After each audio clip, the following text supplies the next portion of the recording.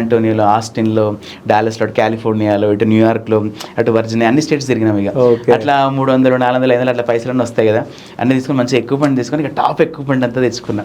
అంటే ఎక్కడ ములుగు ఎక్కడ, హైదరాబాద్ ఎక్కడ, మైసూర్ ఎక్కడ, యూఎస్ ఎక్కడ, అంటే అది మన సంకల్పం గట్టికున్నప్పుడు అన్నీ అయితే. సో ఇక అది అయిందిగా. అట్లా అయినాక ఇక ఒక్కొక్క స్టెప్ మెల్లమెల్లగా. దాని తర్వాత లక్కీగా కొంచెం వీళ్ళు గోర టెంకన్న పరిచయం ఉండడు, ప్లస్ పోతే దేశపతి సీనన్న పరిచయం ఉండడు. వీళ్ళందరూ కూడా ఏం చేసినారంటే స్టార్టింగ్లో పొలిటికల్ కూడా నన్ను కొంచెం పాటలు చేయమన్నారు, కొంచెం డబ్బులు వచ్చేటివి.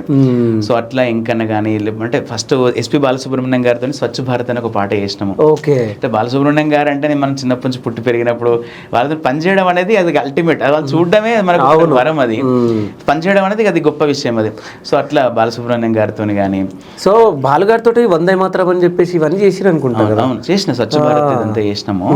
ఇది బాలుగారితో ఈవెన్ వందే మాతరం ఏంటిది అంటే పేట్రియాటిక్ సాంగ్ చేసినాము. తెలుగు సింగర్స్ అందరూ చాలా మంది ఉన్నారు దాంట్లో. ఉషా గారు ఉన్నారు, పృథ్వీ చంద్ర, మోహన భోగరాజు, రమ్య బెహ్రా, ఎస్పి బాలుగారు, వీళ్ళందరితో వందే మాతరం చేసినాం. అదే లక్కీగా ఏంటంటే మనకు దేవుడు స్టార్టింగ్లో ఒక 1.5 year ఫుల్ స్ట్రగుల్ ఉండే, మస్తు కష్టం ఉండే, 2 years అనుకో.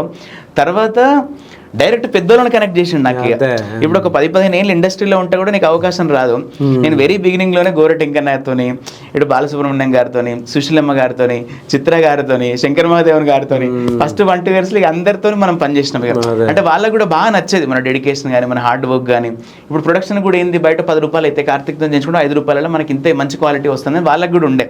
ఇక మనం ఏంటంటే మనం నిరూపించుకోవాలి, ప్రూవ్ చేసుకోవాలి. అట్లా చెత్త సినిమాలు కూడా చేసినాం మనం, కానీ పాటలు ఎక్కడ కూడా మనకు అంటే బ్యాడ్ నేమ్ తీసుకురాలే.